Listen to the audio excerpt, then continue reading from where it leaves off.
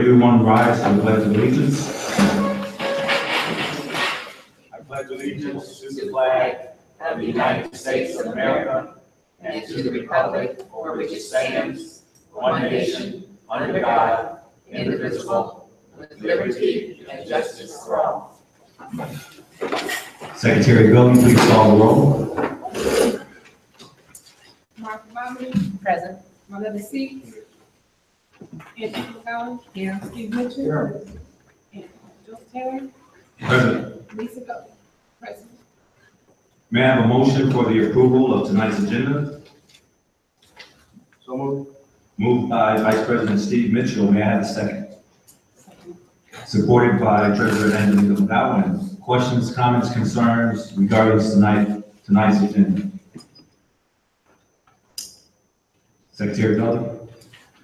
Anthony McCollum. Yes. Lisa Gully, yes. Steve Mitchell. Yes. Joseph Taylor. Yes. Marletta C. Yes. Martha Bomberly. Yes. Staff report number 1, food service contract renewal and MDE approval. Mr. Leonard? Thank you, sir. Good evening. The reason for board consideration this evening is the district's annual contract with Sodexo Magic LLC will expire on June 30th, 2017. Policy reference is 8500 Food Services. For facts and analysis, the district has met the requirements specified by the Michigan Department of Education. The attached document and approval is attached for your review, and secured the required approvals and documentation to proceed with a 1-year renewal of the food service contract with Sodexo Magic LLC. Attached for your review also are copies of the required contract renewal agreement and the MDE formal notification of approval, which is the email notification version. The recommended action is that the Benton Harbor Area Schools Board of Education votes to approve the renewal and authorizes the superintendent to sign a 1-year renewal of the Sodexo Magic LLC food service contract through June 30th, 2018, with the rates specified on the attached contract renewal agreement. Thank you. May I have a motion for the approval of staff report number 1? Make a motion that the Benton Harbor Area Schools Board of Education votes to approve the renewal and authorizes the superintendent to sign the 1-year renewal of the Sodexo Magic LLC food service contract through June 30th, 2018, with the rates specified on the attached contract renewal agreement. Thank you. Motion by Vice President Mitchell. May I have a second? Support. Supported by Trustee Martin Momini. Questions, comments, concerns regarding staff report number 1? Secretary Gully? Lisa Gully, yes. Steve Mitchell. Yes. Joseph Taylor. Yes. Marletta C. Yes. Anthony McCollum. Yes. Martha Bomberly. Yes. Staff report number 1 passes. So at this time, we're going to allow the board, say 15 minutes to peruse the applicants before they come in.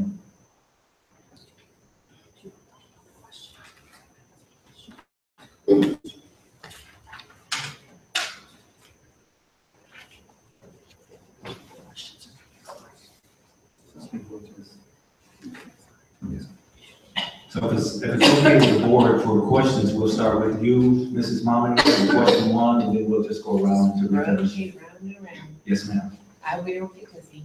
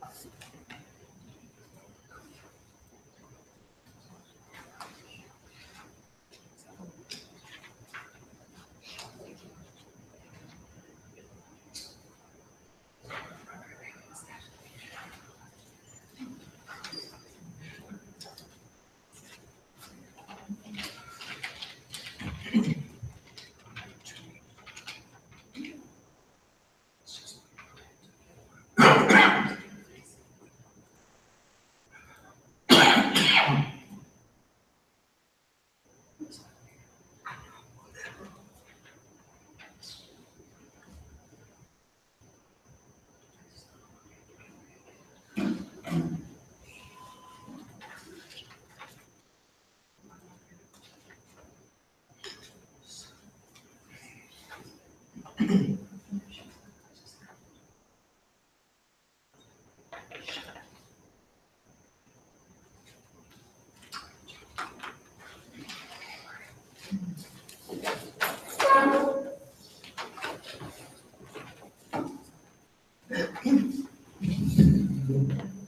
come on, leave it alone.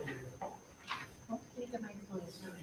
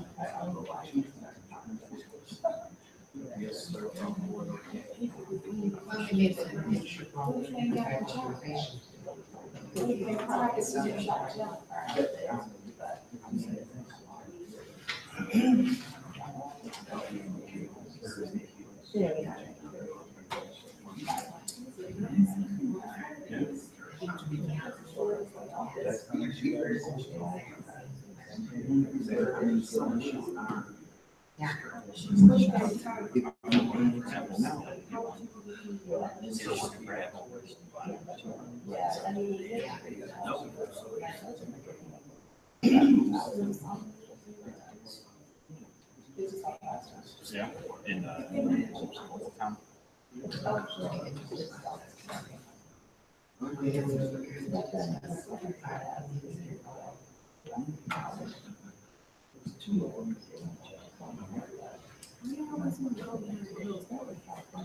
I can say one or two, I said that was because I was like, I don't know, but this day I would ask times to that candidates are allowed that to request for the college interview. And if they are, that was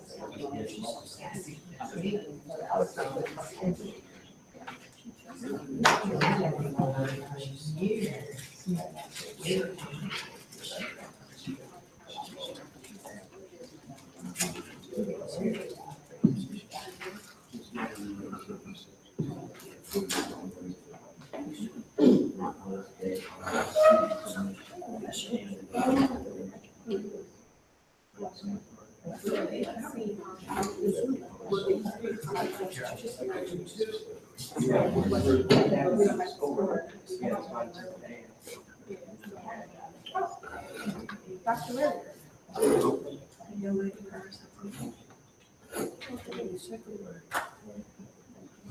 If you don't like questions.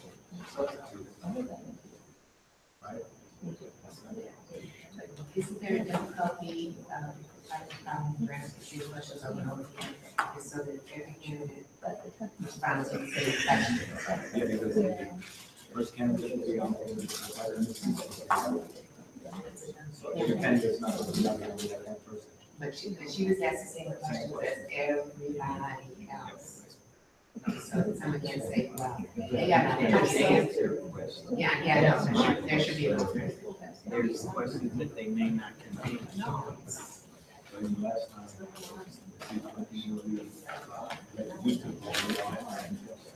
But if you have questions that can be answered, it's up to you.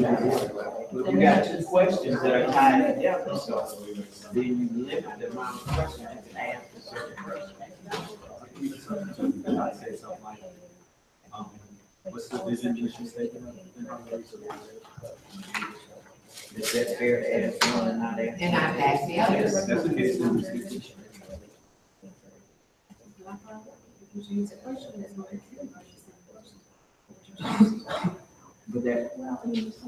But my concern is more if you ask questions and the answers, it eliminates questions.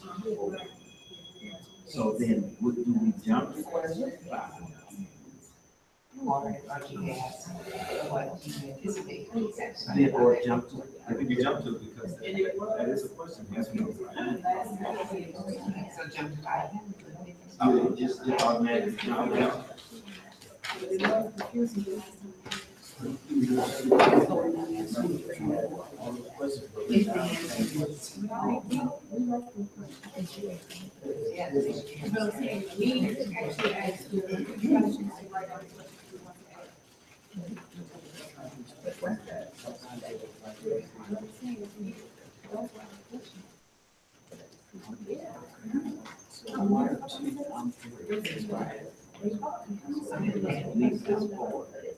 So, please, if they can't answer 3, it's 1, 2, 3 questions, number 4. So then if they can't answer 3, they can't answer 4, so I jump down to 5, and then you jump to 6. This just haven't been on the board. That's question 3, have you been on the board? On board or a leader in the organization. So that leads them to more people. Number 3, if you answer yes. Yes. But what if you answer no?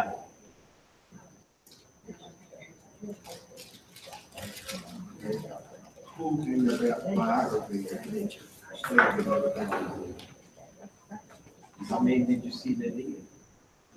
Or a leader in an organization. It should, they hopefully can have. But you've been on the school board, Trent's been on the board. Maybe I've been on the board. That's right, if leader of a church.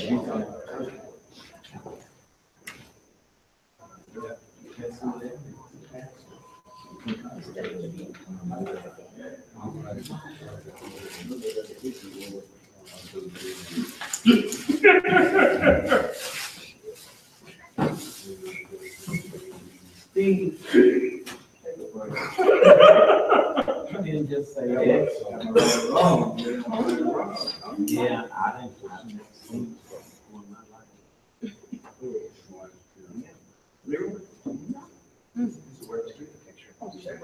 Yeah. I hired him to consultant. And then he went on to do substitute teaching. Self-made man.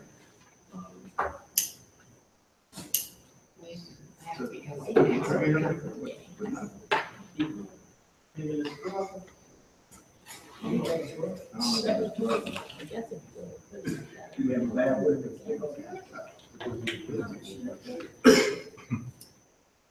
Good work.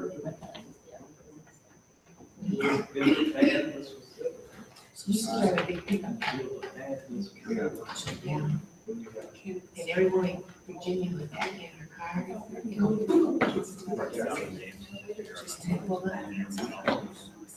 And stand in the classroom, man, his mother was hanging out with a purpose.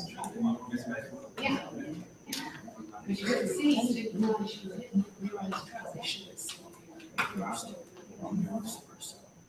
You think that was fun.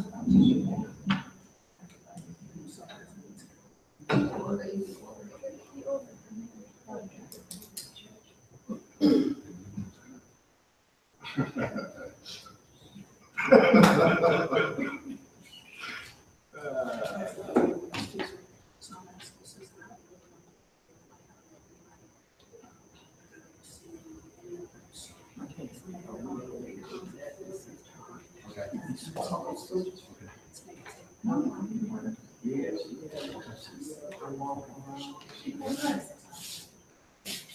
do they have to do it to her? I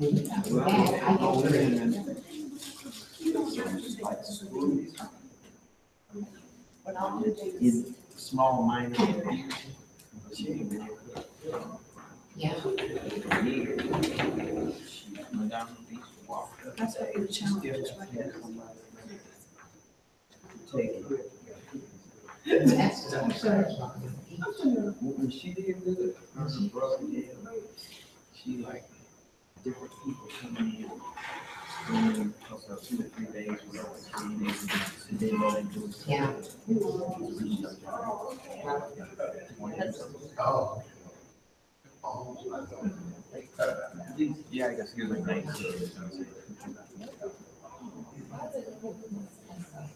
Oh,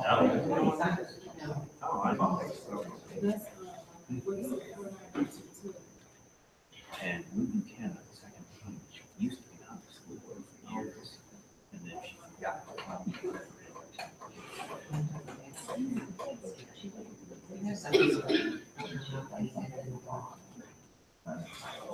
No, she didn't. Also, she had this, so she was probably, used to be at the University of Illinois, I can't pronounce his name, he came here. I don't know when Dr. Szymanski came here.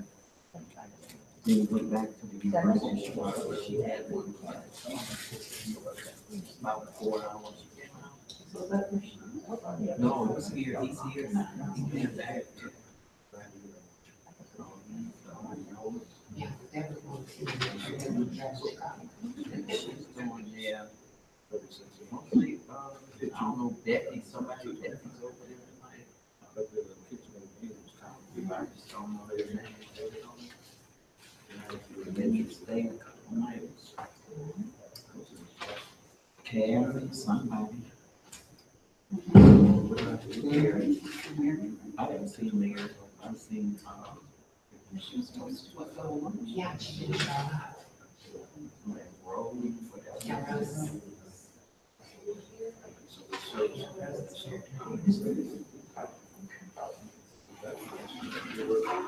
Yeah, Rose is the city.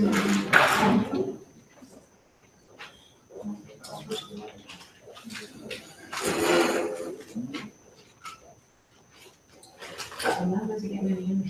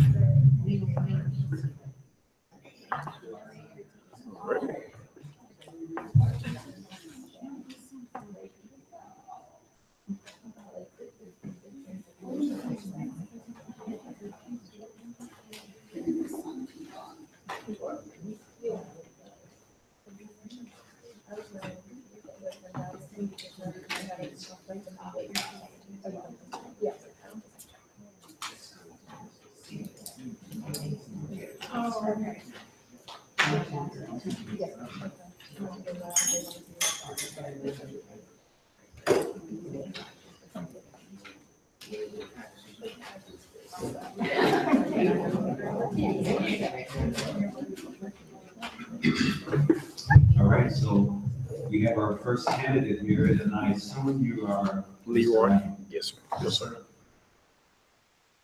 So welcome to this interview process, Mr. Lane. We have questions on the list, and we're going to just go down the road, starting with our first trustee, Mrs. Martha Momney. Okay. Mrs. Momney? All right. Good evening, Mr. Lee. Okay. Okay, why are you interested in serving on the Board of Education? Well, most of all, my concern is bringing our students back to this district. You know, willing to work with the board and come up with a strategic plan, try to figure out how can we bring our students back to this district. Thank you. Have you ever served on a board or been in a leadership role in an organization? Absolutely. I am currently dealing with my church organization. I have been serving as a executive board member for 8 years. And also I might want to state that I am a local pastor as well for 20 years.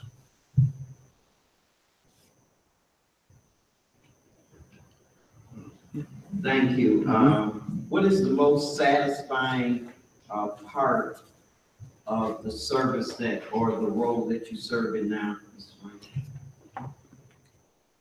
Helping our students, not only just students, but anyone I can. I'm willing to just jump in and give a helping hand. I find it's most satisfying is just putting a smile on somebody's face, rectifying in any situation that they're in. Whatever I can do to lighten the burden or make it easier, that's what I'm willing to do. Thank you. Yeah, we'll pause until Ms. Buchanan is moved to the back.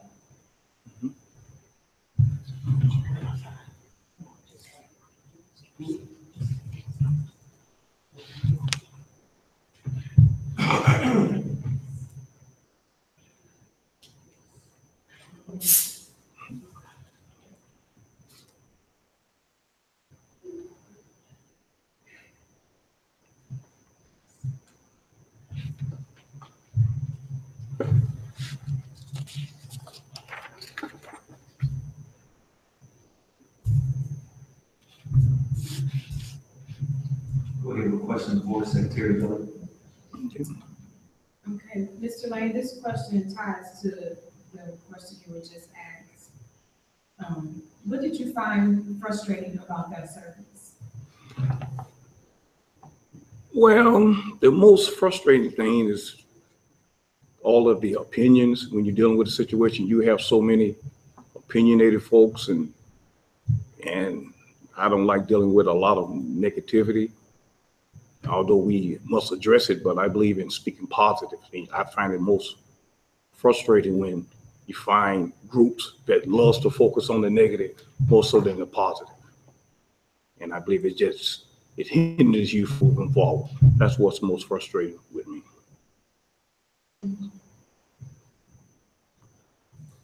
Good evening, Mayor. Evening. What characteristics do you have that would benefit us? I'm a team worker. I don't like to, wag my own tail, blow my own horn, but I'm a team player. I'm a leader. I'm a servant. I get along with any and everybody. And for the most of all, that's some of my high qualities. Thank you. Mm-hmm. So, Mr. Lane, I have question 6, and it states, what do you view as the role of the school board member? Can you repeat that question? What do you view as the role of a school board member? I view the role of a board member as rolling up the sleeve, fitting in the place, working with the superintendent, in the slot that's needful. And I feel that, dealing with all the problems that we have, I feel like everything falls back on this board. And I feel that it is our job to rectify that and come up with a solution. That's our role. Leaders, we're all leaders. Although we may have presidents and superintendents, but we're all in this together. So it's important. We're all leaders when it comes to any entity. Okay, how would people with whom you work describe you? So repeat that question again. How would the people that you work with describe you? He's a good man. That's gonna sum it up. He's a good man. Yeah. We all have our flaws, but the end results, he's a good man. And what would the ideal school board look like to you? Whew, that's a tough question. And that's a tough question because I've never been on the school board. So I really don't know all of the expectations of the school board and what the role, what the job, I really don't know at this moment. So it wouldn't be fair for me to just put something, give you an answer to your question that don't have a whole lot of knowledge of. So, yeah. Question number 9, Mr. Lane, what are your individual goals as a school board member? Going back, as I stated earlier, is to see Benton Harbor schools come back. It just saddens me when I ride down the streets and different avenues and I see vacant buildings. I see grass growing up, no students, no teachers, no nothing. And it have become a burden. When I saw your ad in the newspaper, it just became a burden to me. And I want to see the district come back and I want to see the students come back. I want to see qualified teachers and like it used to be. Like it used to be. That's what I want to say. I want to see it come back and that we focus more on academics, education more so than just sports. That's what I want to see. Thank you. And this is the last question, Mr. Lane. What questions do you have for us? My question would be to this board, as I mentioned again, the strategic plan and how can we have our students return back to this district and how can we, as the parents, have trust back in this board, in this school district to bring their children back. Why should they? That's the question I ask this board. What do you have in place? Where are we headed? What's the board's goal? And whatever it is, I want to be a part of it. And I believe, without a lot of elaboration, I believe that I can be an SS. A whole lot of talking and paint myself this fabulous person, but it's a burden in my spirit that I want to work. And I don't even have to be on the board. As a volunteer, some kind of way, I have a burden for this district. And I believe and I have faith. I have faith in you all. Been listening for years. I've been sitting back just listening. But I have faith in this board. Every last one of you. I don't know you personally, but I have faith in this board that you're going to do it. Yeah. So my question, what are your goals in bringing this district back together? Or are we just riding along and riding it out and just see where it goes?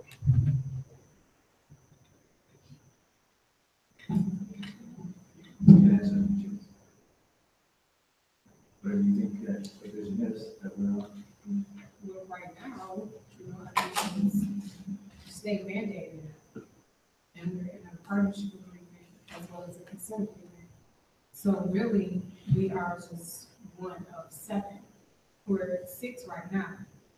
And even though we may have individual things that we want to do, we have to comply with state regulations. So that's where we are right now, is trying to meet the state goal so that we can not be under state control, because they control, like say, if we make a decision and it's the way that the board wants to go, the state can just sign a document and override it.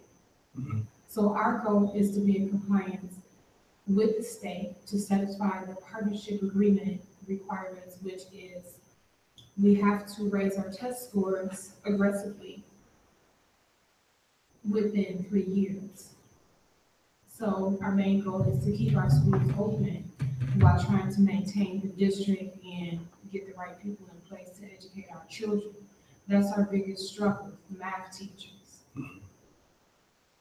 Parent participation to the fact that, I mean, it's parents that participate is a lot, but it's not enough. We need more parental involvement. So, and we need to build trust. It's been so many changes in our community and in our school district that it has damaged so many relationships. So like you said, how can we build trust within our community? So that, I mean, I'm only speaking for myself, I can't speak for the rest of the board. But the board, as a whole, has to comply with the consent agreement and the partnership agreement. Otherwise, I don't know if you've been paying attention and if you heard the words of the state superintendent. Absolutely. So if you're gonna do, so you understand what Yes. he said. He told us we have to stay in our lane. Like And- literally. So that, those are the things we have to comply with and we have to deal with now. We have to be professional and get these test scores up and with the hopes that we have all hands on deck. Very good. I think also that, we have joined the superintendent in her vision and her 3 or 4 attributes of our, the way we're heading, so she might want to add her items to what Mr. Mann has. So we have 3 areas that we are primarily focused upon. You know, Secretary Belli mentioned the first most important is improving achievement. Mhm. And it has to be done, as she said, you know, rapidly, immediately, within these next 3 years. Our second goal is on our culture and our climate, specific to how do we provide the best supports for students and how do we recognize the individual needs of students and do our best to understand them as individuals and address their needs with limited resources. Our third focus is leadership capacity. Again, that concept, as Ms. Kelly shared, the trust and the evolution of the district over time, change in leadership, you know, a lot of change for people, from what I've been told, a lot of empty promises are not fulfilled, next steps, you know, no follow through, no follow through.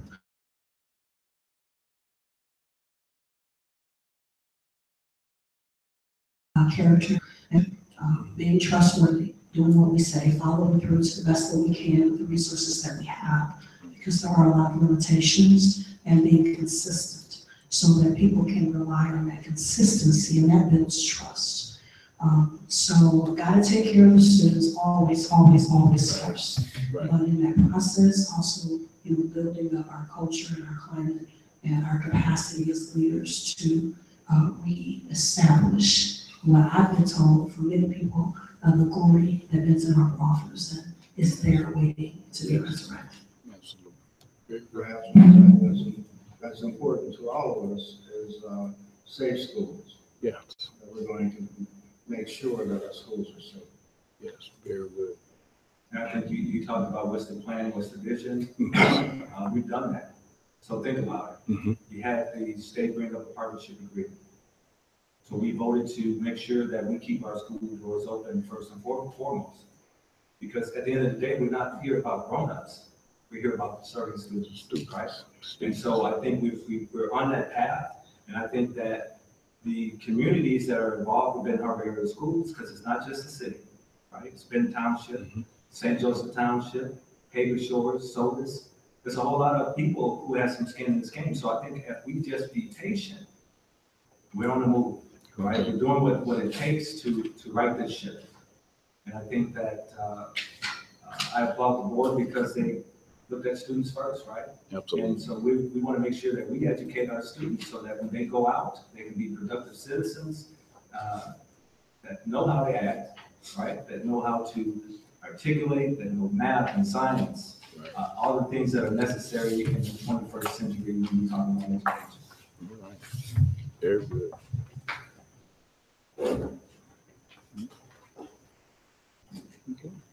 All right, so Well.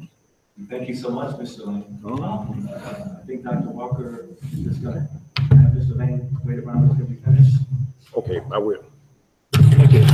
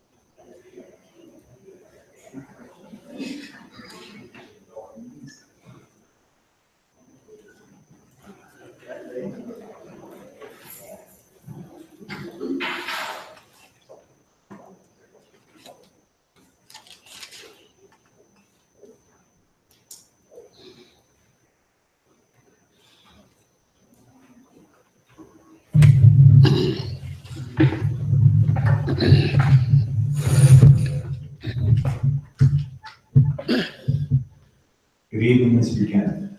Good evening, board members.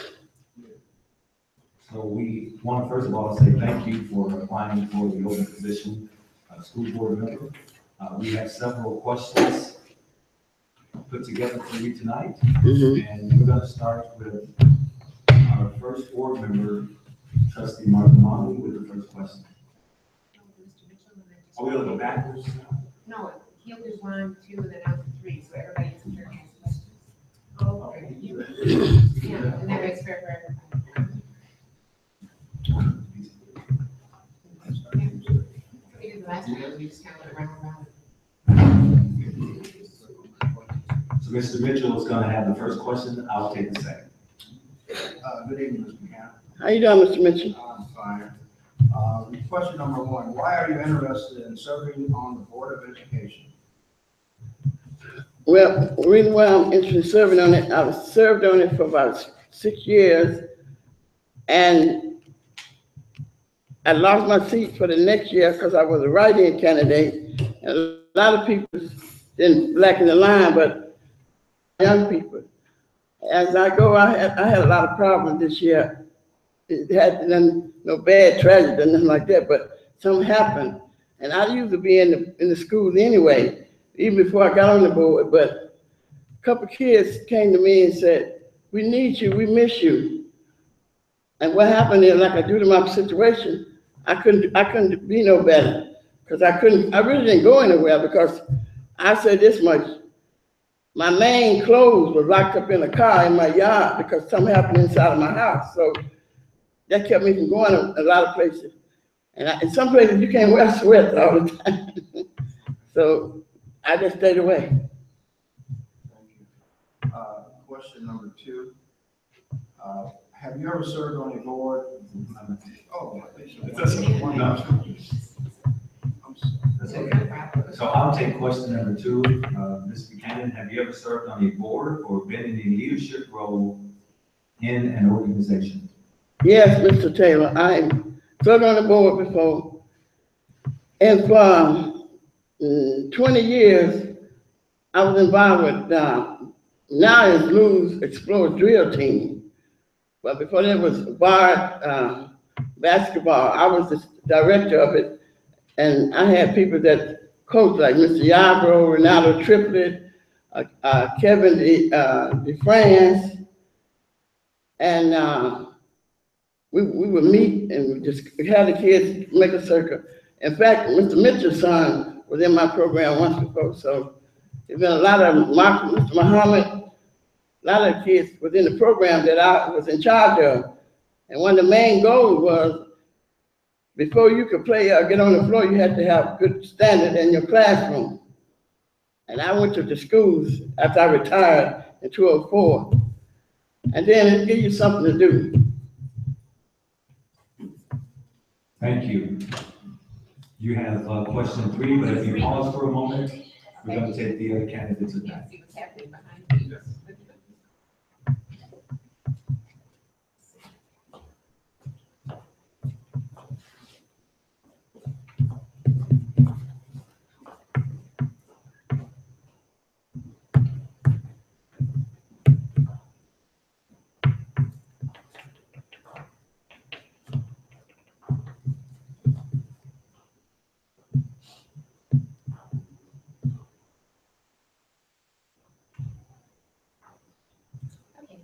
So, you've answered that you've served on the board and in leadership role in organizations. So what was most satisfying about that service, being on a board or a leader in an organization? Well, when I was like, what I did, and I think I saved a lot of kids when we had sometimes an expulsion hearing.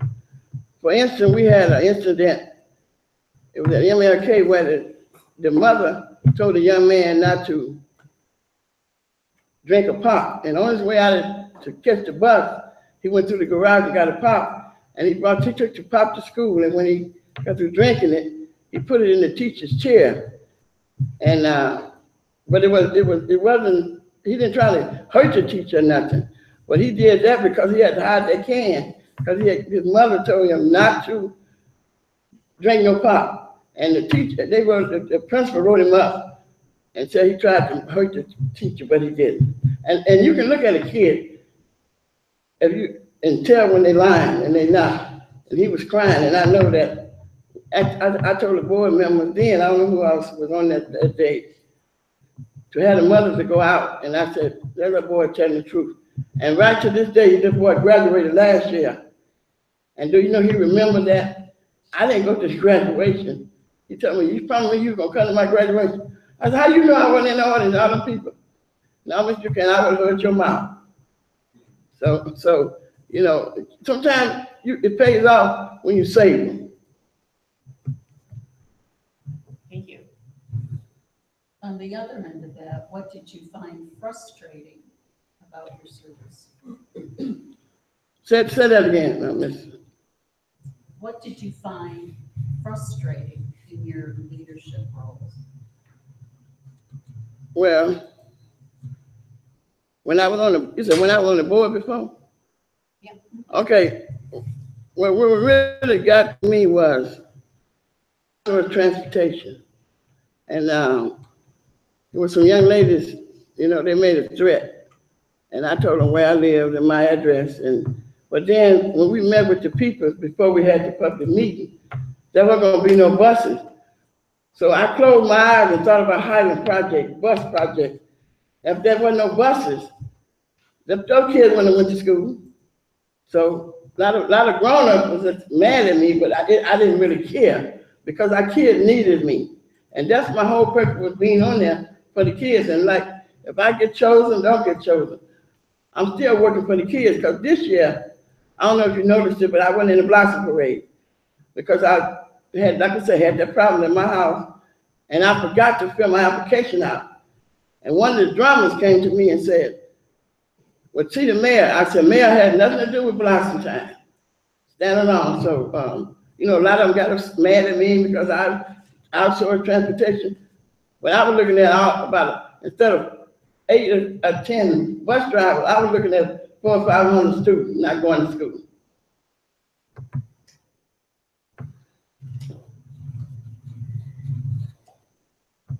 Question number 5 says, Ms. Buchanan, what characteristics do you have that would benefit this particular board?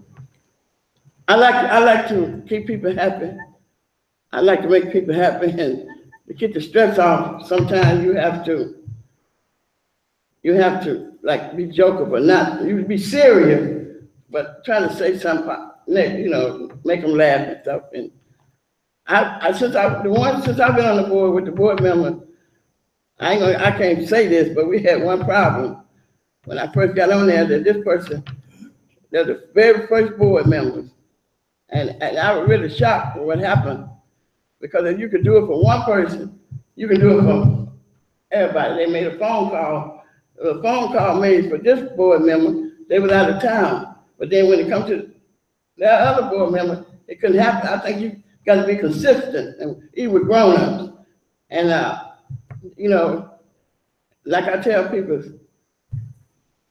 God ain't got no little eye, no big U. We all the same. So we need to help bring Ben Harbor and get our kids back in school. And, so, you know, it's all about the kids. Thank you. Hello, How you doing? pretty good to you.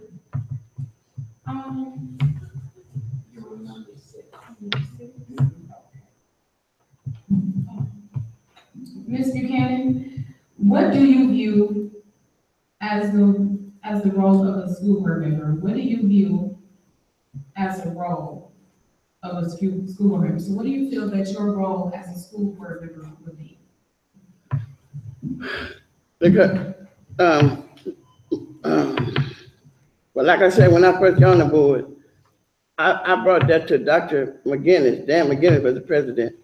As people in the community that's done 110%.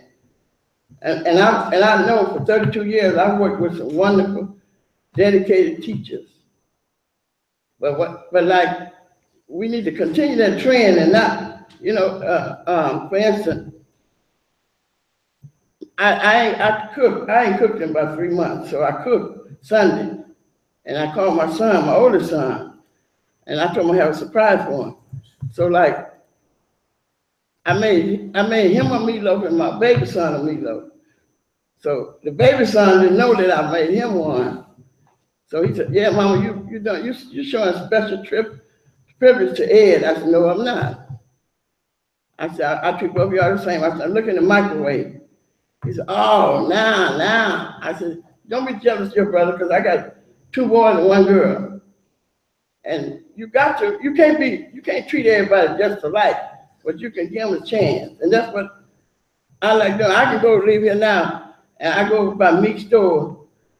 Some of the kids should be in school pants sagging, and the lady said, "How did you get them to do that?" And they be shooting dice or something. And I said, "You shouldn't, before the police come up, you be ready to cut the police out." And, you know, they listen, and that's what you got to do to help people, because we may, you put yourself in a position, you haven't always been perfect, so. Thank you.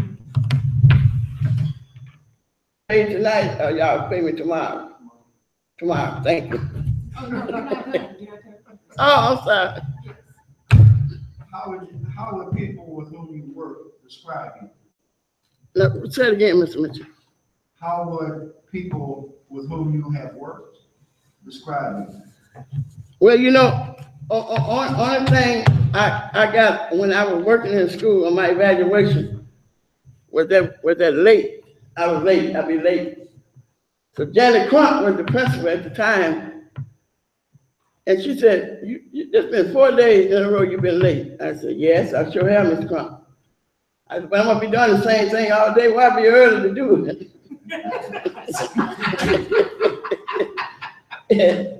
And she said, "I should write you up, but you do so many other good things that I ain't gonna write you up." But I did. I was like, I'll be late. And Mr. Gavin was not the principal I worked for. When I did transfer from Fairfax to Calvin Brennan, I didn't want to be at Calvin Brennan, but after I was there and I came down to the office to tell Mr. Gavin I didn't want to be there, it was a chair, and he had 2 big chairs in his office.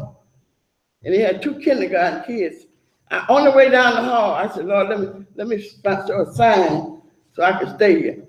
And when I got to his office, he kept, I said, "This principal crazy." I said, "I sure got to get out of here." And he had 2 kindergarten kids in his office. Listen to their story. And I turned around and I was happy to look at Calvin Brennan. And I did bulletin board for the teachers, wiped the desk and did all that. So that's it. Question 8, what would the ideal school board member look like to you? Just like my letter C.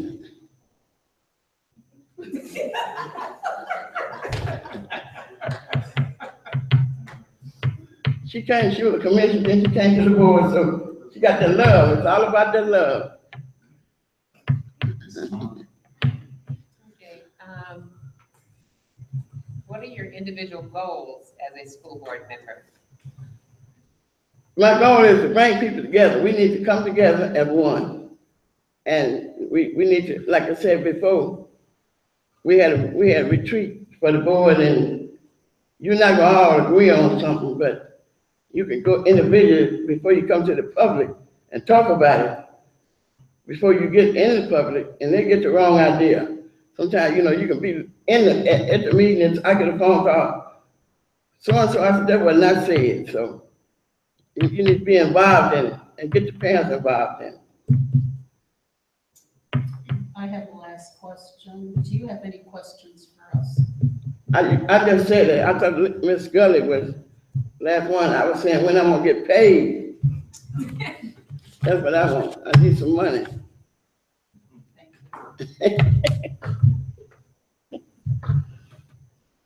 No, while I'm here, I need to for real ask a question.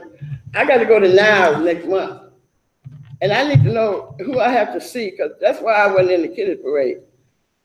They said I had to see so-and-so for get in the building to practice.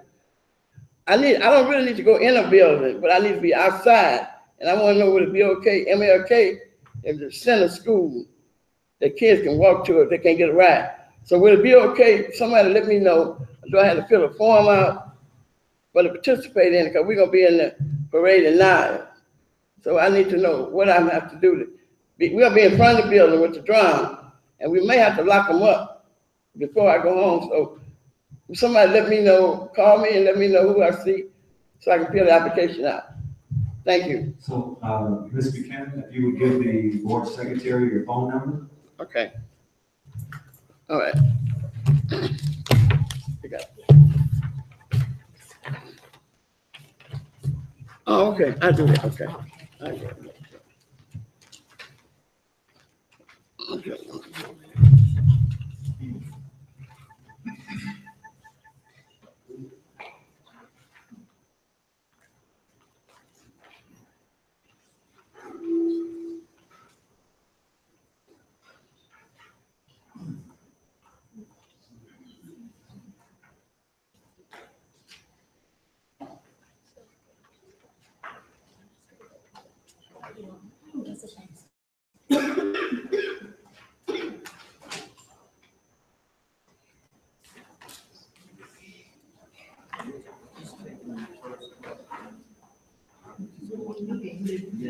Yeah.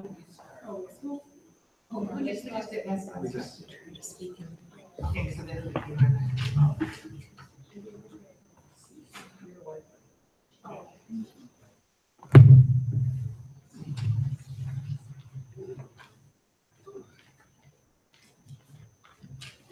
Good evening, Ms. Dawkins. Good evening. And thank you so much for applying for the open position of school board member. At this time, we're going to start with trustee seats. She's going to begin with the first question. Okay, that's Thank you. fine. Good evening. Good evening. Question number 1 from the school board tonight is, why are you interested in serving on the board of education? I love Ben Harbor area schools. I have been within the district for the last 18, 19 years. From working with the district to volunteering with the district, and even now still volunteering with the district. I love children. Children are a passion of mine. And I couldn't think of any other way than to serve our children, than to be a part of the board, to help work with the board, with our children, to become successful in whatever endeavor they chose to take part in their future. Thank you. Hi, Ms. Dawkins. I have Hi. question number 2 for you. Have you ever served on a board or been in a leadership role in an organization? No, I have not. This will be my first if elected.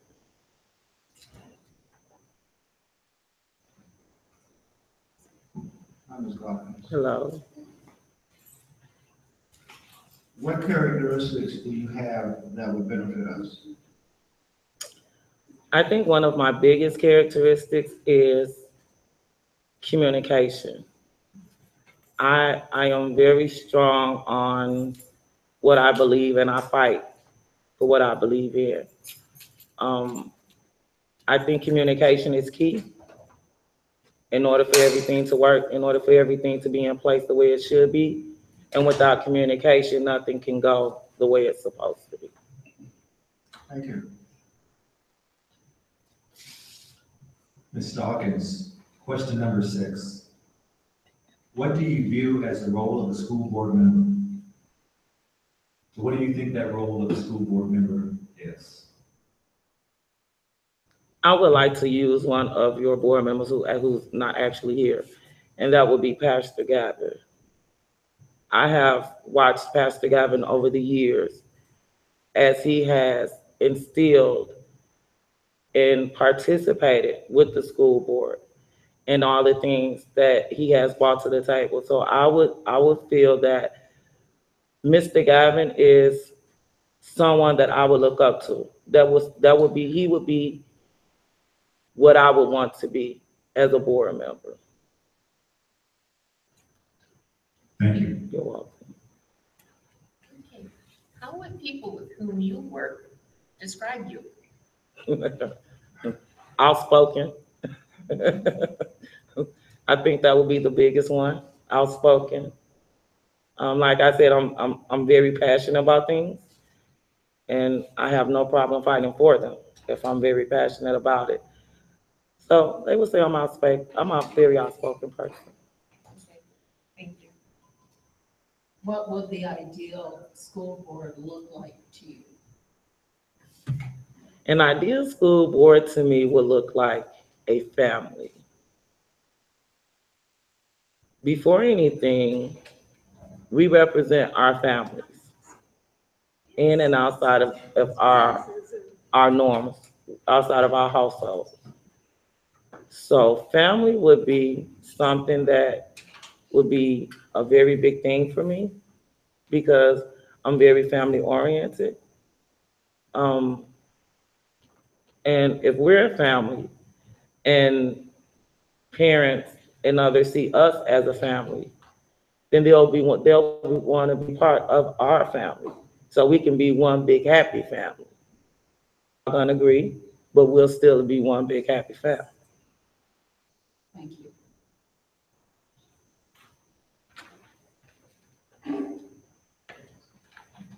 Question number 9 specifically asks, what are your individual goals as a school board member, potential school board member?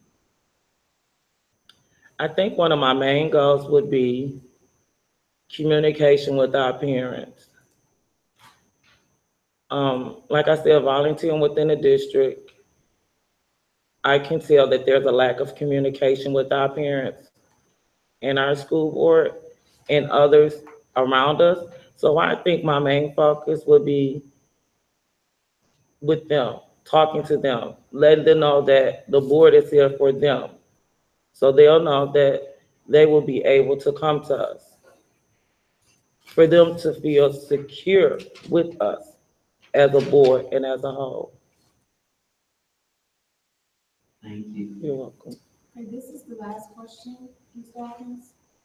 What questions do you have for us? None really, because I've worked with a lot of you guys this past year. So I've got to know some of you quite a bit. So none really. Thank you.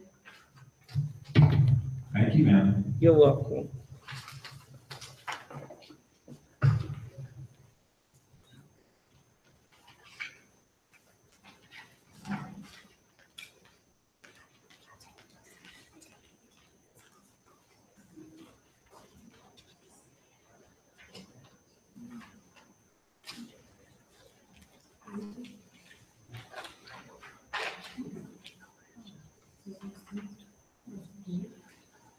No, they got the teacher. Oh, yes, yeah. Just go through it.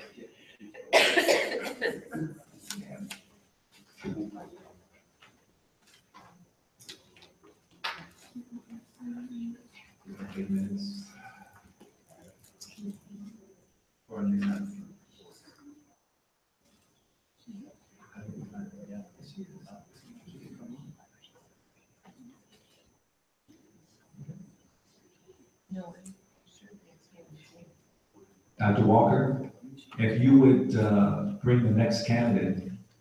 She stepped away. Okay, thank you.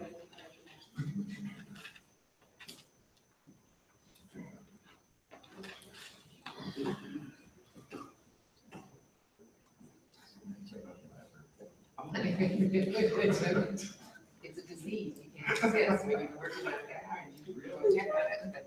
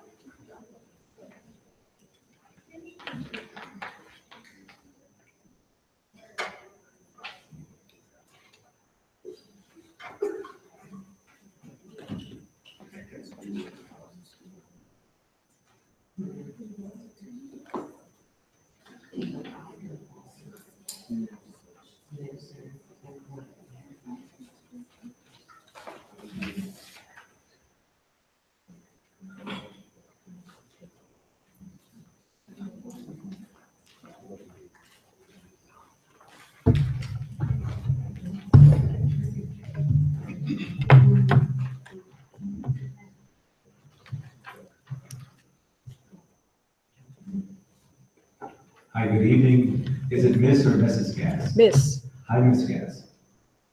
And welcome to the interview session. And we would like to, first of all, thank you for being a participant for the open seat school.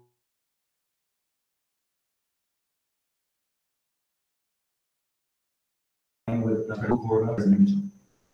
Good evening.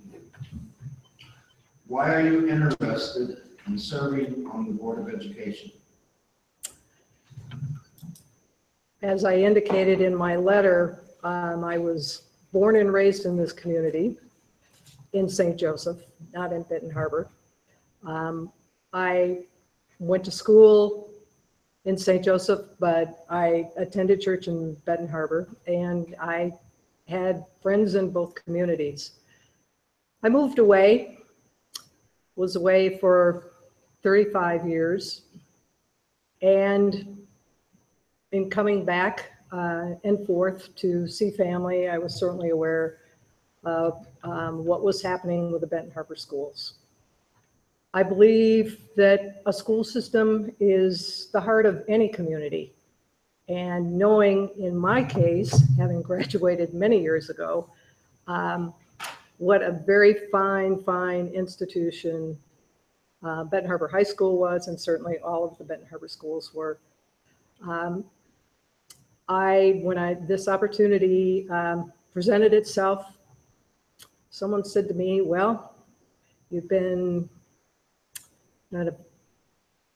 fretting, anxious, angry, all of those things about what you were seeing happening in this community. Why don't you put your money where your mouth is? So that's why I'm here today. I believe that this school district can come back. I think that all children can learn given the tools that they need. And if given the opportunity, as hard as I know that this is, I would like the opportunity to be a part of seeing the Benton Harbor schools come back to the kind of fine system that they have been in the past. Thank you. Question number 2, have you ever served on a board or been in a leadership role in any organization? Yes, I've done both. I currently serve on a board of an outpatient chemical health organization in Minnesota, where I lived for 35 years. It's actually the agency that I worked for about almost 20 years. And I've also served on a board of a rape crisis center in Minneapolis and served as the board president for 2 years. So what was the most satisfying part about your service on either one of those boards or positions?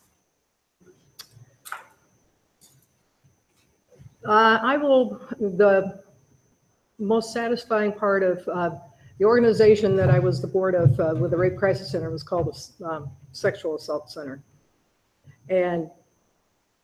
or Sexual Violence Center. As a part of that board, it was in South Minneapolis. And we served populations all over that city. I worked with a director who was very committed to changing the complexion of our board of directors. We served a very diverse population. And when I came on the board all pretty much looked like me. That was not true of the people we served, and that was not true of the staff. So with a fair amount of effort on the part of the board over a period of years, we did manage to recruit a number of board members, and it certainly helped us have a different view of our role and how important it is to have a board reflect the people that it serves. That was the most important one. On the board of Create Incorporated, that's the board that I'm currently serving on. Having been a part of the agency for a number of years, at the time that I retired, the founder of the organization retired about a year after I did. So being a part of recruiting a new leader who was going to have to not only take the reins, but take the reins from someone who was very, very well known in the community, and to be a part of helping with that transition and frankly watching the agency move in some directions that I was kind of surprised that we would be able to do, but it's alive and well. Thank you. On the other hand, what did you find frustrating in your capacity? I think the most frustrating part of being on a board of social service agencies is knowing that you're working without the resources that you need, always. So to figure out how to help the organization perform their mission, serve the clients in a way that was more than helpful was always a challenge.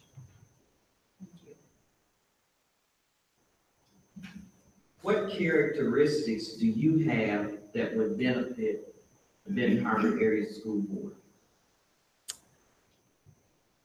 I like to think of myself as a consensus builder.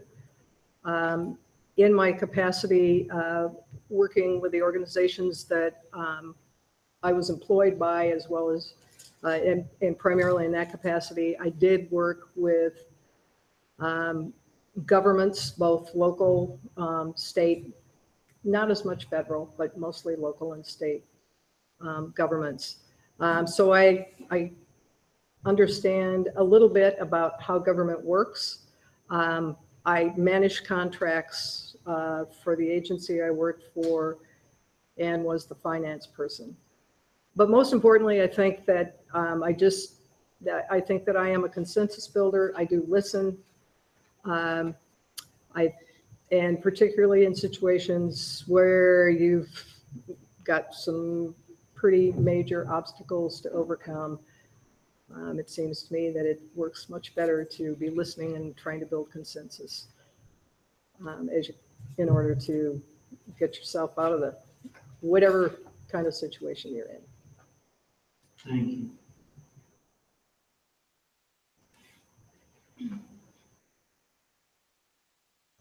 Good evening. Number 6. What do you view as the role of a school board member? I think the role of the school board member is to be the person or a person on a board who is supervising the superintendent, to most importantly establish policies and goals that will allow the administration, teachers to know what their roles are and what is expected of them, and to be role models in the community, so that the community knows that who is on the board, what they stand for, and that most importantly, they're there to see the kids get a fair shot. Thank you. How would people with whom you work describe you? I think they would describe me as being a methodical thinker.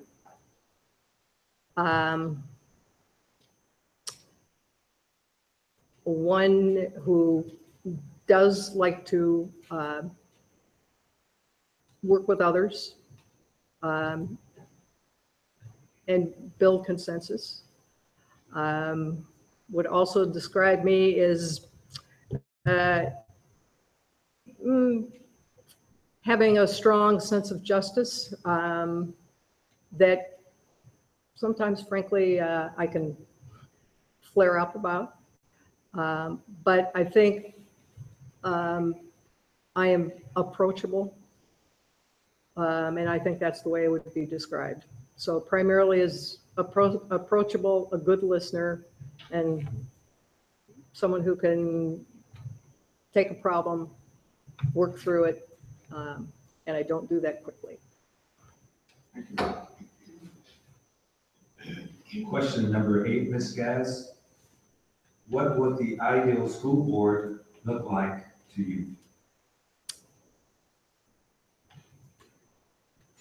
I think the ideal school board to me would look like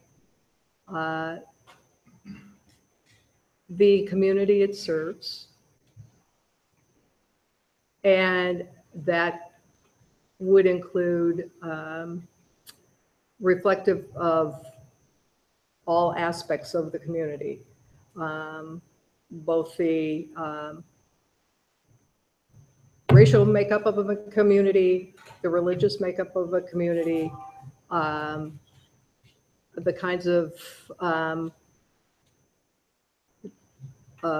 job opportunities and work situations that people are engaged in a community. And beyond those more defined characteristics, it would look like people who a community can rely on to meet the needs of the students in the community. And by that, I mean in every way, in our daily lives, as well as whatever would happen in a board situation that they would always know that the students in the district were the number one priority for the board members. Thank you.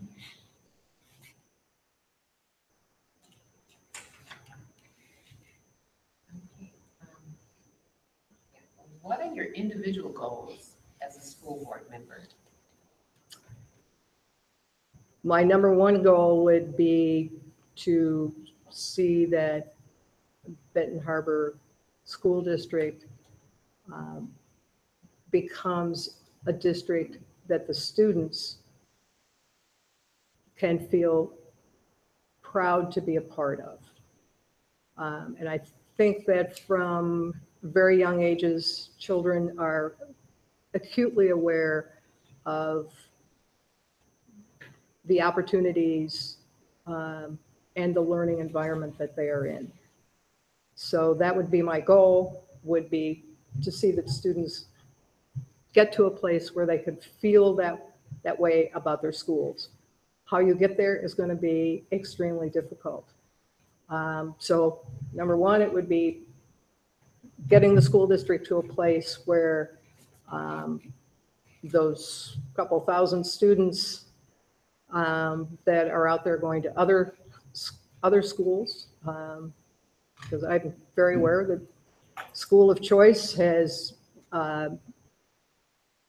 drained the school district as well as charter schools and other private schools. So to get the district slowly to a place where you're going to be able to reach out to those students and they're going to want to come back to the school district. I have your last question. Do you have any questions for us?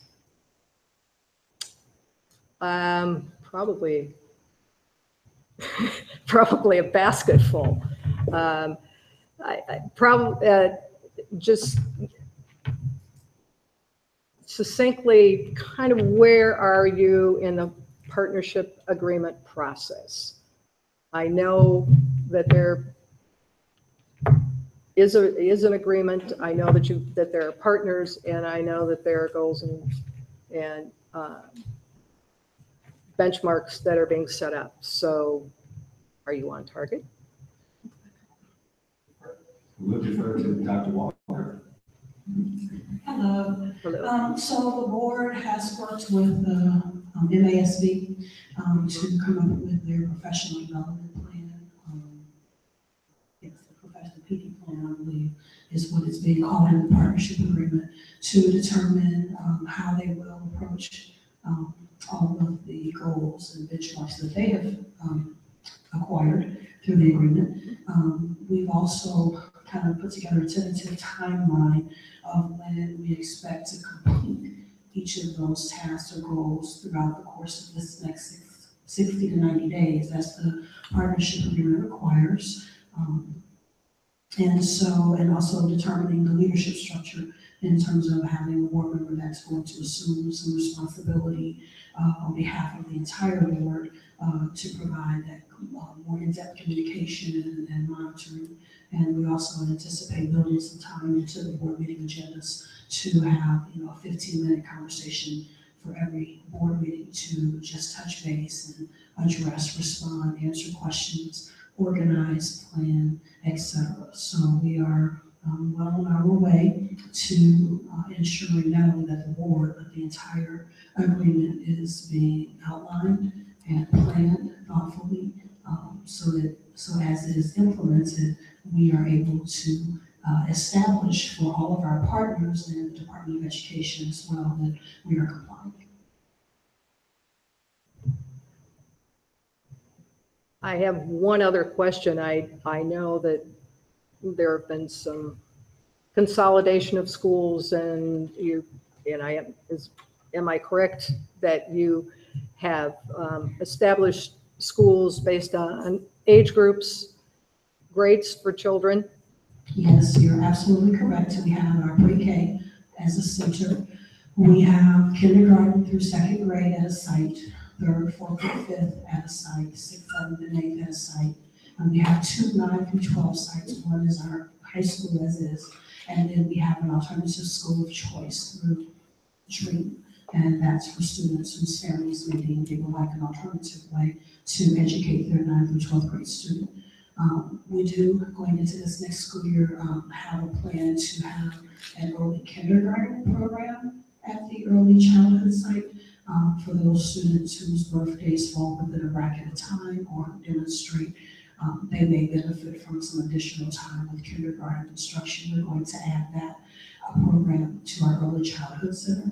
And I would say one of our biggest challenges is anticipating where our enrollment will come because we do need to grow. And so we're maxed at each of our buildings except for this facility in Dream. We are at really robust numbers, which is great. And so we've had to create kind of an accordion style programming plan to respond based on where our enrollment numbers come in for this next school year, but we will keep that basic structure. So by having grades in separate buildings and thereby having all of your resources for particular age groups, did you see a difference? We are not able to release our scores, but our data is suggesting that yes, we are trending upward. An example of benefit to what we've done, so like our 5th graders are now participating in swimming. It would be costly and difficult if we had 5th graders in different locations. We have a partnership with Andrews University, and they do some character education and reading work with our 2nd and 3rd graders. So it's very nice because they're all together. So we are seeing benefits of the cluster. We've seen in our teachers' professional development work from when we started last year up through this last month. We did a lot of professional development and preparation for our upcoming school year. We can see the cohesiveness of the teachers because you have all your 2nd grade teachers who have worked together all year, all your 5th grade teachers. So I think we're just in the tip of those benefits. I think there's more to come, but yes. Those are all the questions I have right at the moment. I thank you very much for the opportunity to come before you. And I look forward to seeing Benton Harbor School District once again grow and thrive. Thank you.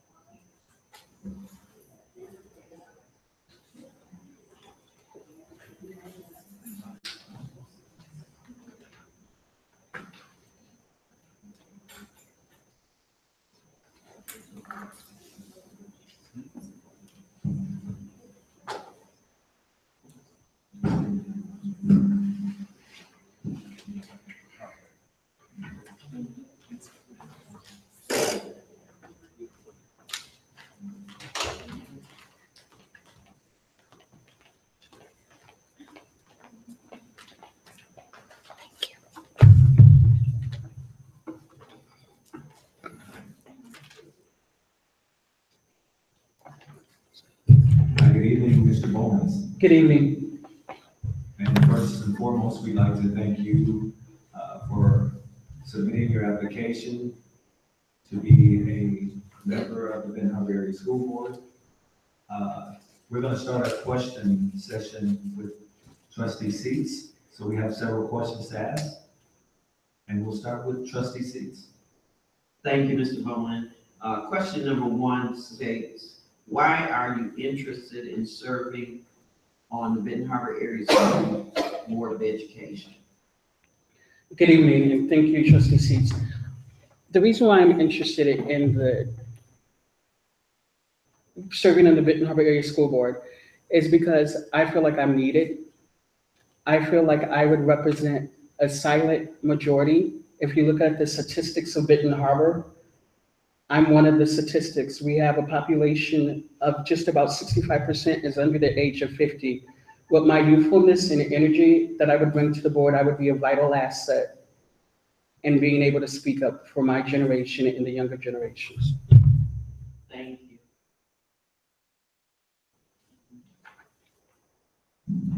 Good evening, Mr. Bowens. Have you ever served on a board or been in a leadership role in an organization? Yes, on both.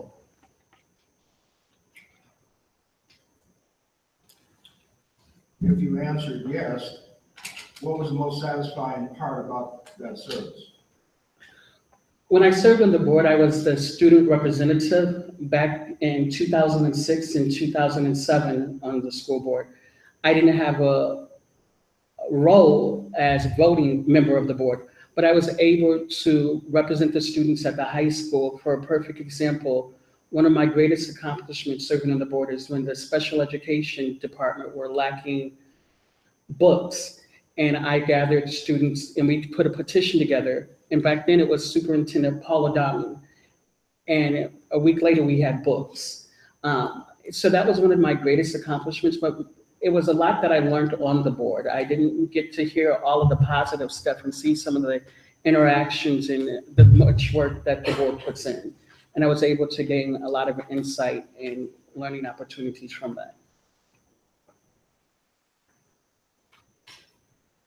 So Mr. Bowman's question 4. So what did you find frustrating about this service for the time you served on the board? I was a young person. I think I found frustrating at one time I was at a meeting. It was an open meeting and one of the staff members or administrators was getting terminated. And I happened to be, that was one of my first meetings, I believe, and it was like the longest meeting ever. And you wanted to speak up and form, but you couldn't have, even if you spoke up, you didn't have that voice or you didn't be able to, you only see certain parts. So that was one of my frustrating moments. I was able to see certain things, but a lot of things we weren't able to see and a lot of things that we saw, but the administration seemed different and we weren't able to really speak up because we didn't have a voting matter or a voice. We couldn't voice our concerns on personnel matters. Thank you. Okay, what characteristics do you have that would benefit the board? The characteristics that I have is I'm good at organizing. I can organize the people. If you look out here in the audience, this place should be packed. We're putting another school board member. I believe I'm an effective communicator to organize and get the word out and galvanize the community of Benton Harbor and surrounding areas. Sorry. What do you view as the role of a school board member? The role I assume as a board member is to make sure policy is effective and we're living up to that mission of providing education for our students, a safe environment, and we're preparing our students and young people for a global society. And that's what the board has to make sure. And that's what I assume as the role is making sure the board is living up to its mission statement. How would people with whom you work describe you? They would tell you I'm a go-getter. Whether you like my policies or views, one thing I will do is research and I give what I think is best in the need. I'm a go-getter. I don't take no for an answer. If you get knocked down, you get back up and you try it again. And that's been what everyone could tell you about Trenton Bowens. Thank you. And this is question number 8. What will the ideal school board look like? The ideal school board, in my personal opinion, would be a school board that is effectively communicating with the public, unified,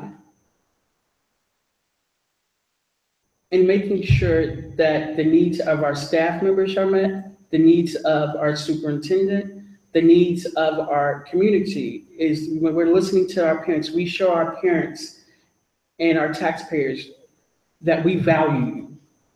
And that's what I think an effective board would look like.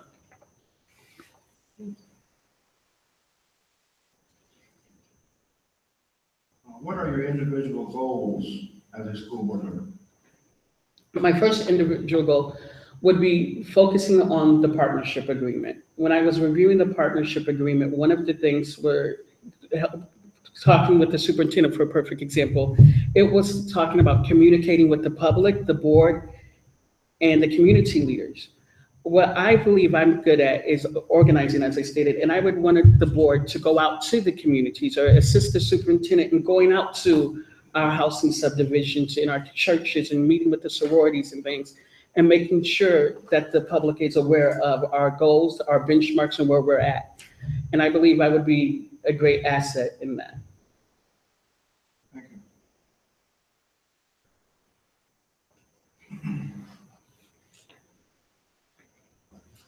Mr. Bowman's last question, and that's question number 10. So it's pretty simple. What questions do you have for us? When I was reviewing the partnership agreement, I guess I don't know if this is a question I should ask or, okay, I might took notes, but when I was reviewing the partnership agreement, one of the things that was stated was,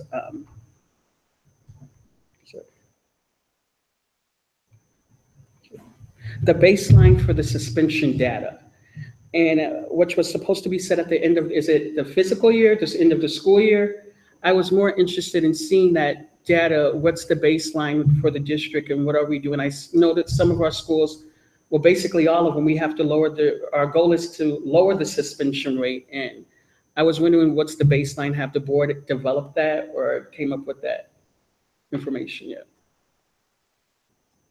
Thank you, Mr. Williams, for the question. So coming through this past school year, looking at the student information system, the tool that we use to help us understand data of that nature happening in the schools, the baseline would be pulling from this past year that information to set what has been in this past year of school happening in Benton Harbor as far as behaviors, as far as discipline. And then the partnership agreement challenges us to, over the next 3 years, lower that baseline.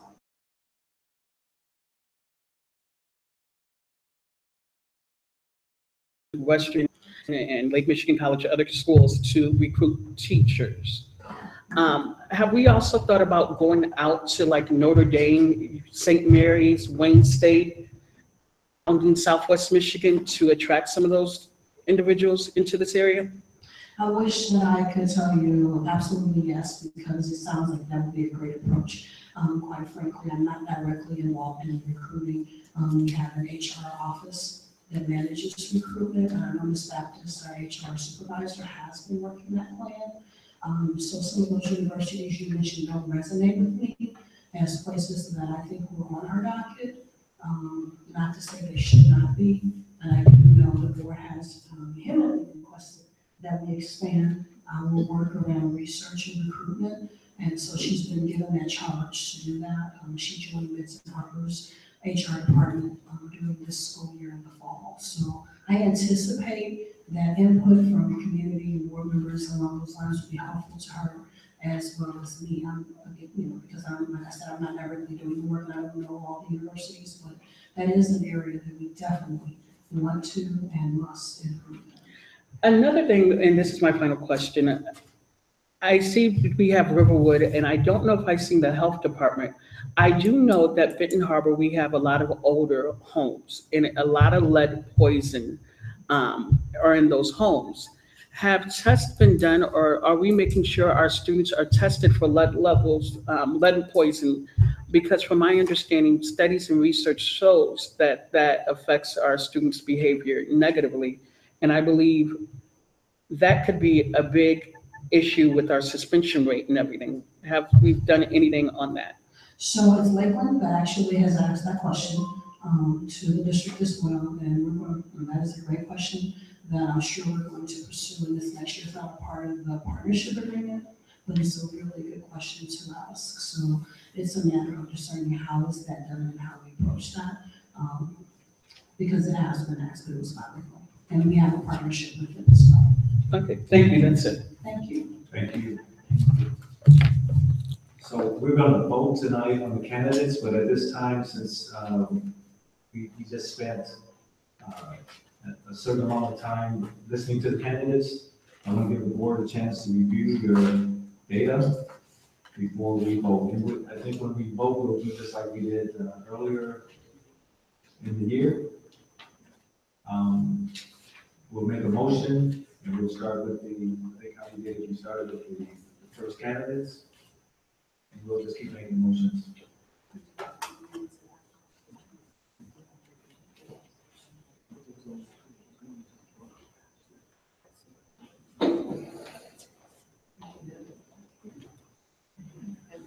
Who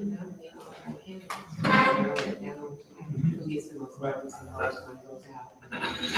Are we gonna have some discussion too? Well, I mean, right now, I think like we did the season voting, right?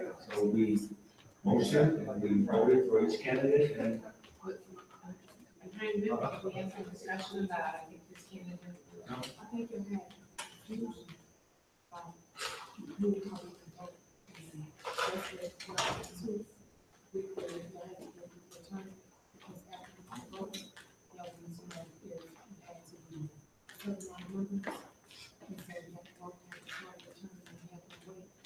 That's why we brought a discussion here, Rob, because y'all started, we can vote and take that. I thought there was an opportunity for us to discuss. But that's what our other discussion was. Because that was something that it was. When I was before the vote, just like, you know, our proposals. Yeah, We didn't questions, comments, concerns. do that, but then. We didn't do that.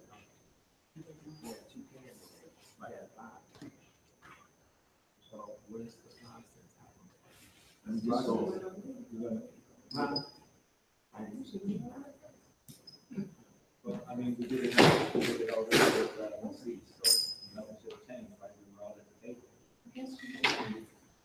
Well, I mean, still, when it comes to the motion, there'll be questions, comments, concerns, you can make a comment. But, right, I mean, when you have a motion. So we make a motion for the or we can make it for all the candidates. Well, we just, speaking of, yeah, when you ask, who do you nominate? That's one candidate. There could be 3 or 4 that we have nominated, and then you have to go through the process of voting. Eliminate the one that has the least amount of votes, and then you go back to voting myself. We can score. No, I just asked a question. I mean, Because in the past, we've had scoring, or you don't have to have scoring. Right, but no, we're gonna vote. So I think we can make the motion, we can do candidates individually. Vote. You didn't vote.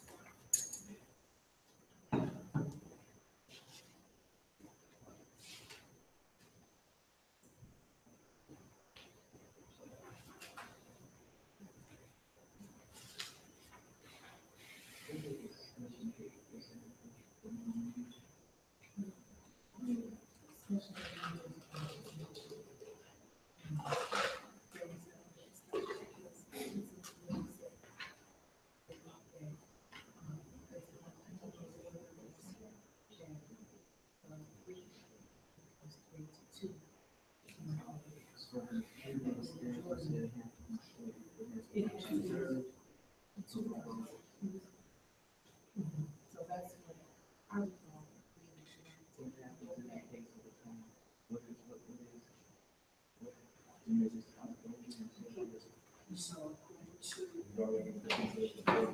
So, having talked with President Taylor, I talked with True to just provide the board information that's needed. So A, has to be a full vote. B, if you don't decide tonight, you have until, I think it's July 2nd, which is when your last resignation came in, I think it's that 30-day mark. And if you don't select someone before then it goes to your NBC to select for. So. So just reason to answer that question. proceed to answer your question. It's kind of hard to hear.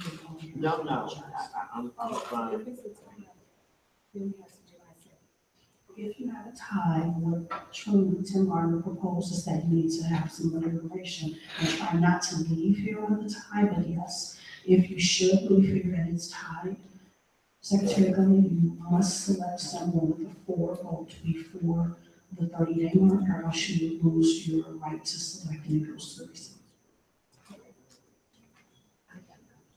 Because what you said, that there's a tie, it suggested we have more deliberation. Correct. And Mr. Taylor's saying we're not going to have deliberation. No. We just went over the question from Ms. Seats was about what True Law Firm said. So Dr. Walker just went over what True said, and then he also said, Tim Gardner, we have a tie, right? We try to end that tie tonight, and if we can't. With more deliberation, is what she said, though. So Yes. that would indicate that we already had deliberation, wouldn't it? So it depends, so what Trump said was you all could orchestrate how you decide to do your vote. So what President Taylor, what I'm hearing, is simulate what was done with the last situation where the board basically voted. If it turns out to be a tie, and I heard someone say it, and again, I apologize, it's a little bit hard to hear without people speaking directly into the mic, then let's say, you know, you have 3 of the 5 candidates with the top tie vote, then you all can have discussion, because you have to have a 4 vote for 1 person. For the actual. Correct. Question. If an individual out of the 5 is not nominated, is that an elimination of that particular candidate? Automatically, is that an automatic elimination if there is no nomination of a particular individual? I think so, yeah. Yeah. I'm just trying to understand the process of elimination, because if all the board members have a person that they want to nominate, then we have to keep just going through the roll call. Well, and then in retaining roll call, maybe share why we feel that person would be a good candidate for the position. Because I may have an idea about someone that Mr. Allen never thought of, maybe the C-test.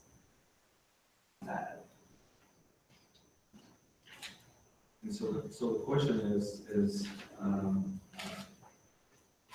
we had the election process, when was it, January?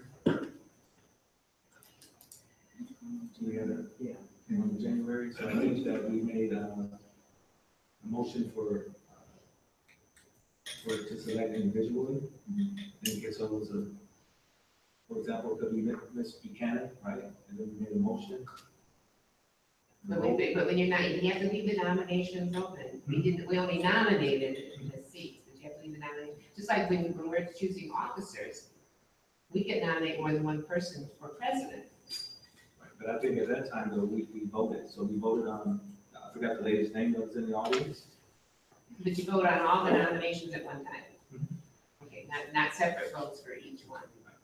That's part of Robert's Rules of Order. No, because you can put a motion in for each person. You're nominating, you're not putting in a motion, you're nominating. We can check out the rules. Yeah, That's a motion. you can nominate 3 people and then take a And vote. vote on individually without the list, and vote on, you can nominate all 5 if you want to. Yeah, and then And you then can vote just on go all down five the as well. list, but they have to be nominated in order to Correct. secure a vote. Correct.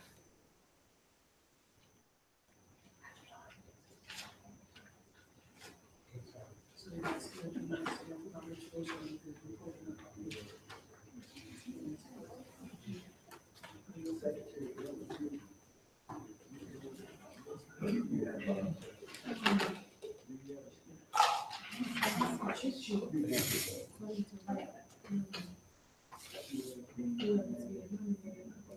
I guess the question would be to the board, are we going to nominate all candidates?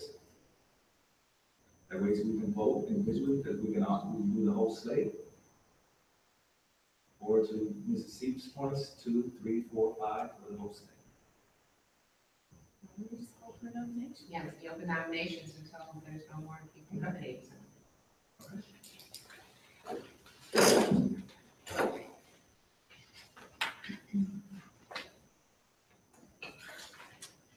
we all set? Do we need any more time to deliberate? Good.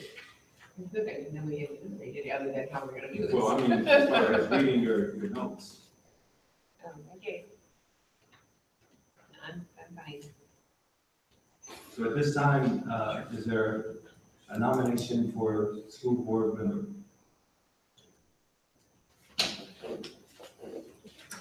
I nominate Trenton Bowens.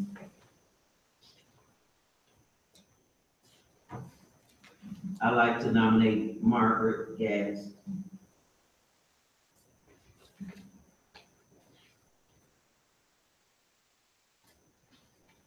Any more nominations?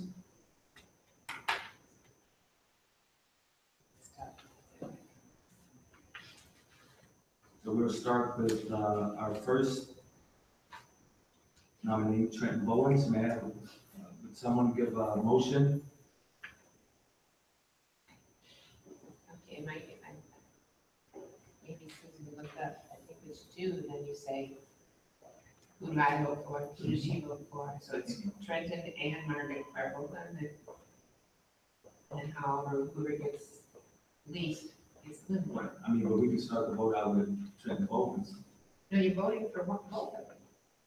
You have to say, So we're here, who are the nominating, two who are the two nominates? These are Okay. Trenton and Margaret, okay? Who do you vote? I just want to make sure that we got the process correct. So we have two nominations on the table, Trenton Bowens and Margaret Gass. And now we need to vote. That's right. And then you say which one we are voting for. Okay, so I just called the roll and they told me they. Yeah. Okay.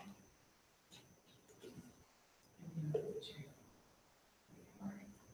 All right. Steve Mitchell, Do we preface our vote for reasoning or just vote for I person? would. This is your opportunity to say hi. Well, my vote was based on some buzzwords. First of all, you said that all the candidates were very good and they would do well to please stick with the district and to please let us take advantage of your interest in all that we do. And please keep in contact with the superintendent on how you can help us, because we certainly do need your assistance. But my particular vote was based upon some buzzwords that were said, like diversity and the fact that we service 7 municipalities, not just Benton Harbor proper, but also Sodas, St. Joe Township, Benton Township, City of Benton Harbor, Bainbridge, and some others. And the makeup of this board is currently representative of St. Joe Township, Sodas Township, Benton Township, Benton Harbor, and Benton Township. So therefore, we do have a diverse board. And some of the other things that the one candidate made really struck home with me as far as being a consensus builder. And that certainly is what this board needs as we move forward. The fact that we are planning on looking at option B in the real estate plan serves that we have to get the information out to a very diverse crowd of taxpayers on our needs and what we see moving forward. So therefore, my vote goes to Margaret Gass. Margaret Seats. Thank you. And I do agree with Trustee Mitchell candidates. This was a hard decision. And I'm glad that we had so many people that were interested. We had a couple late resumes or intent to serve. And I look for a couple buzzwords too. And I want to say that my vote, because I did nominate Ms. Gass, I am voting for her But I want to say to, Mr. Bowen, if you hang in here, Mr. Bowen, and I hope the press isn't doing this, in 1 year, sir, I will be gone. And you would be a perfect candidate. I know you very well. I know that your heart is in the right place, and we do need some youth that will serve in your capacity. But again, tonight, I want to support Ms. Gass. Thank you.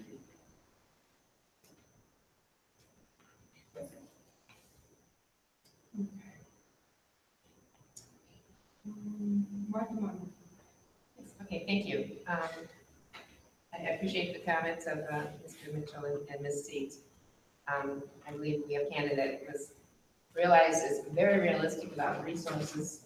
And we know how strained our resources are in any nonprofit, which basically is what we are, is that problems with the realism about what we have in the way of resources. And then the awareness that the board's job is to be the boss of the superintendent and the policy makers. And it's very important that we learn to, and I know everyone hates it, but stay in the lane sometimes to be in. And there have been situations where we had to step up to the plate, but we need to make sure we're honoring what our true position is as school board members. And therefore, I vote for Margaret Cass.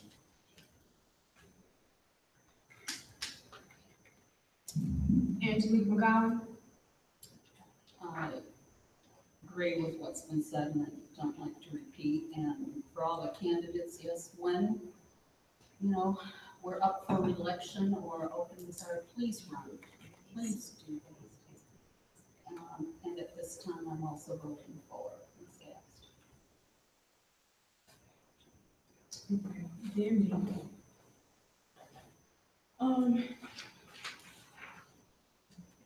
Being on this board and just seeing the different things that has gone on and the different ways in which the community has been left out a lot of the decisions, and the reach out hasn't been provided in a manner in which the community, our stakeholders, the people that vote for us.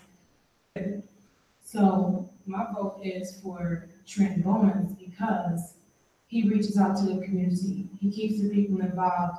He can rally the kids back to this district based upon providing the information, telling our story, letting them know what's going on in our district, because that's the community that we serve. Our board is to look at what we serve. And I understand that we are of different municipalities and that we do have different individuals. In the Benton Township area, he has a strong presence, and that's where our strong voters are. He has a relationship with more than just our community, but diverse in all areas of the community. I mean, even though as I heard the other candidates speak, I heard that there was no diversity prior to. So, I mean, I guess I just go to a person's values and what was instilled in them from birth, because you never know when a person may sway a different way or where their mindset is. So I would go with Trent Bowens because of his connection to the community as a whole, not just one group of people. Mr. Taylor? Wow, that's on me, right? So, I want to just thank everyone that showed up tonight. Public service is where I think what everyone should do. So just showing up tonight showed me and the rest of this board that each individual here was ready to serve and be a part of public service. I like Mr. Bowens, the way he spoke tonight, because I really have an affinity for Trent. He's a good guy, good heart. Margaret Gass had some great attributes. Methodical thinker, talked about social justice. She worked with intervention, and I would have to say that I have to put my vote as well to Margaret Gass, because I think we need some of those buzzwords to happen Working with others, sense of justice, approachability. Not only that's on that intervention part, because, you know, as our students are facing issues, and not students, but all students across the country with, you know, alcoholism, drug addiction, whatever, maybe she can get a vote for us along with Riverwood. So my vote is for Ms. Gass as well.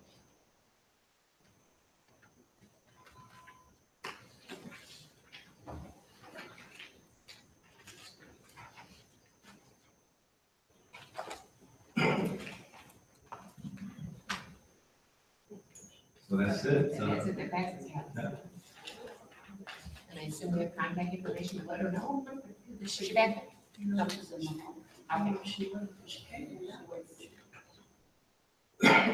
I'll wait to walk you. Do you have any comments, sir?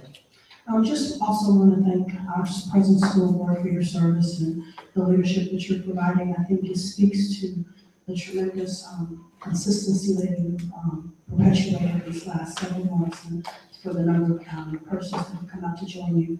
What a compliment and a tribute to you all as leaders to have so many others choose tonight to come forward. So I'm just really blessed and thankful to be a part of your team, and look forward to another school year of opportunity to make the Benton Harbor students their most successful. So thank you. Thank you. Ms. Bonnie. Okay, a couple things. Ms. Harper and I have already had a discussion about this. I know there's some new laws on restraints of students, and I know she's working with special ed, but I'm hoping that we have information for our regular teachers and maybe even something for our substitute teachers. And then the board, in August, suspension and expulsion laws change. And I want to be sure that we have Mr. Martin come in and update us on what we can and cannot do. Because my understanding is it's getting much more strict on what we can suspend for and what we can expel for. You have something? I do. One expulsion here you were not at.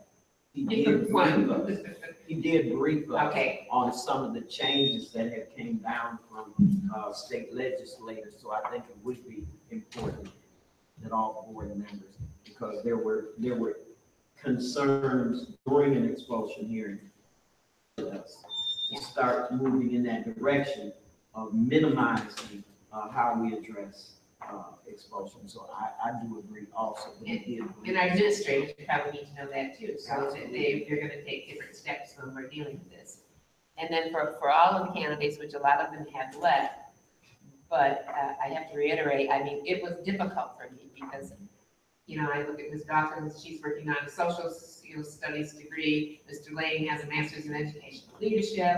I mean, we know Trenton has been involved in the community forever. So it was really tough, but I really hope these people, that when we have another election in 2018, that some of these people will please run for Board of Education. And then the community really have to say. Thank Oh, you. and I'm hoping that Ms. Gass can give us some new shopping ideas for Minnesota, because we go shopping there every year. Okay. She was running out. Oh, good, good. Ms. McGowan. I just have a question. I had a conversation with a friend about sidewalks on Napier. Wasn't it discussed with some They grant? supported. And grant. whatever happened? Well, at that time, St. Joseph Township stated that they would build sidewalks from the Napier Bridge all the way to the corner of Colfax across from Fairplain. But then Benton Township did not honor that, so we need to talk to Benton Township because that was that safe and supportive schools grant. And I remember that discussion, and it was about how dangerous it is, the people that are walking. It just reminded me that we had started that discussion. So we can bring that back. See, Yeah. see if we can get them involved. Receipts. Yes, thank you. I'd like to thank Ms. Gass and all the candidates again who participated in the process. And I'm sure they'll find, or Ms. Gass will find out it is time consuming. And I think that was one of my weigh-ins for supporting Ms. Gass, because if you're not retired and people do have to work, it can become time consuming and being available and then the training and things like that. But, like I said, this was a good pool of candidates tonight, so I hope nobody becomes discouraged. The process of selection is always hard, but this is very cumbersome. If you're not retired, and if you're not willing to commit, you'll find out that it is a full-time position. So thank you, Ms. Gass. Secretary Gully? Yes, I just wanted to thank everybody who had the courage to come out and apply for the school board, and to hope that you hold us accountable, because we are the employees of the community, and the community is our bosses. Sometimes they don't realize that, but make sure you hold us to the policies and pay attention to what's going on, and make sure that the Board of Education is doing what it's supposed to do in the best interest of the children in the district and in the community that we serve. Just pay attention to, board meetings are not recorded. You can go back and you can watch them on YouTube. You can watch previous board members' decisions and really where they stand and their actions and everything. But, I'm glad that people want to serve, and, I'm kind of offended because I work and I've been serving on this board since 2012, and I dedicate my time and I make time for what I need to do, but the schedule not always allows, me to do things because of different state mandated reasons. Like, I never get to do expulsion hearings because the state won't pay for employees to come after 5 o'clock to accommodate my schedule, but in the surrounding areas, they have expulsion hearings after 5 o'clock in St. Joe and Lakeshore. They'll do it after their board meetings, but unfortunately, under state mandate, I can't do that. And there's been things that I've heard about expulsion hearings that, have unsettled my soul, that I can't act on as a leader of this community and somebody in the community who voted and believed in me, and I can't provide that service. But I want to welcome Ms. Gass along for the ride. It's not going to be easy. If you think you can do, you might as well just read the partnership agreement, because you're not going to be able to do it. So thank you and welcome aboard. Mr. Mitchell? No further comment. So for my comments, I just want to thank all those that applied. As I made my statement, public service is something that I think everyone should do. So just by showing up, you show that you were willing and able to participate in public service for the benefit of mankind. To Ms. Gass, congratulations. As Trustee Seat stated, it's tedious, only because of the work we have to do, but I think you'd be a good fit. You talked about social justice, so hoping that you can help support that. You also mentioned students, right? That they deserve a fair shake. So I think that's what we're all up here for, is our students, to give everyone a fair shake in order to be educated for 21st century and 22nd century education. That's it for me. Any other business tonight from the board?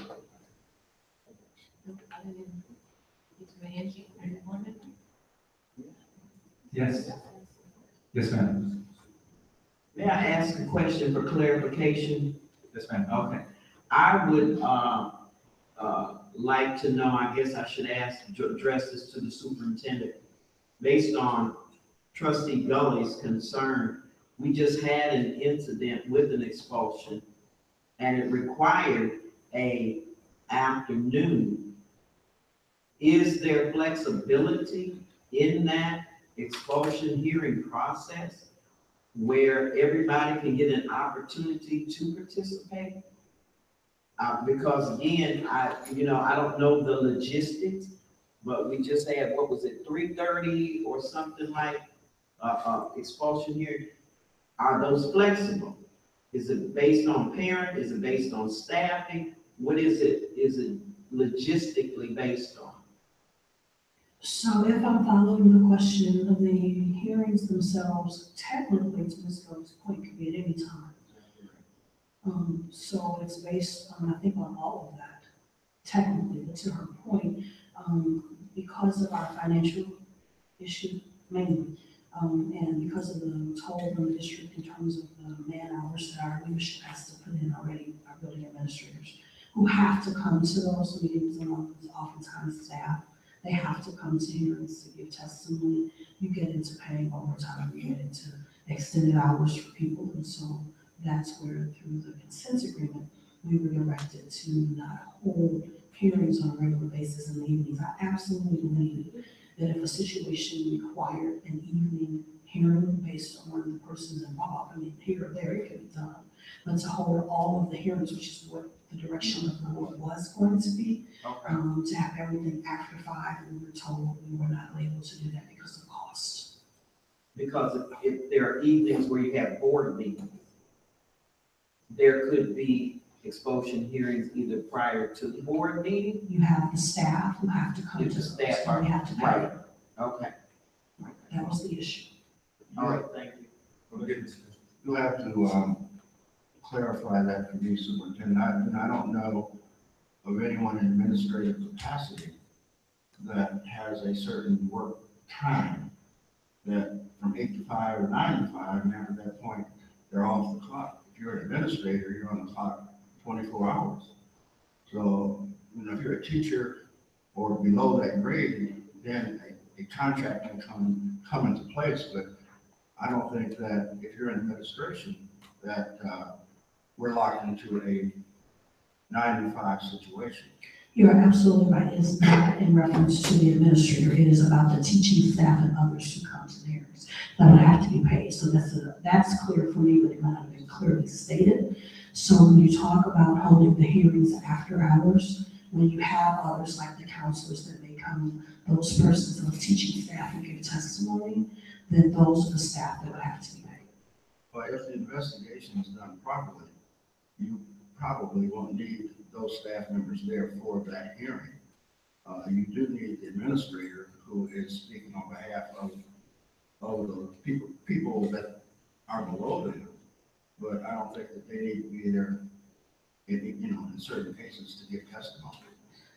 So again, it's not, that's all accurate as well. This is what was told back to us when it was presented that we were gonna have evening hearings, A, and then B, I think the other part of it that I spoke to was it does have to do with the time commitment of everyone. To you all's point, you're right, there isn't a pay piece, but when you start thinking about the time commitment and what we're asking our administrators and leadership to do to turn the district around, I think that was very important. That's all part of the job, and I understand what you're saying, but being an administrator here isn't easy, but it is their job. So don't inconvenience the board to make up for them working their time frames over and above. We have to have some consideration also. Again, it was a redirect through the consent decree. I'm going to make that clear.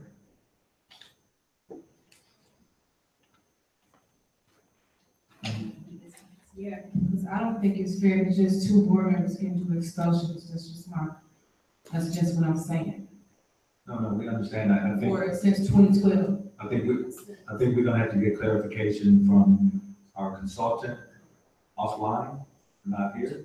So Dr. Walker, if you would talk to our consultant about what's been put on the table, and then just relay that back to the board.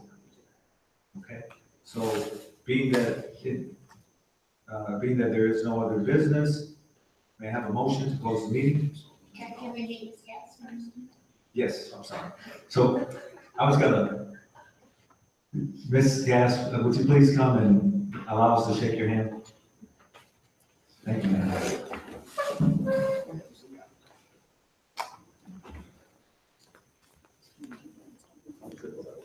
Yeah, that's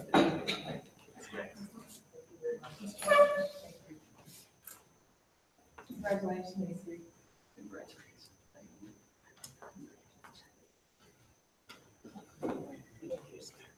And so Dr. Walker and her staff will get back with you, because I think that we'll have to swear you in at the next board meeting. Since the laws changed, right, we're gonna have to have a notary to swear her in.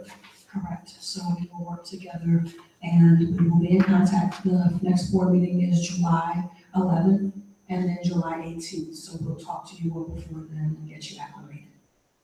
Thank you all Thank for you. your trust in me, and I look forward to working with you. Thank you, ma'am. So may I have a motion to close tonight's meeting? Okay.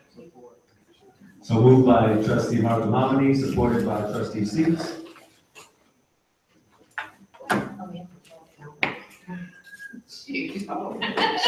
Mark, see. Yeah. We both say yes. Joseph Taylor? Yes. Lisa, yes. Francis McGovern? Mark Mark. Yes. This meeting is adjourned at 8:17.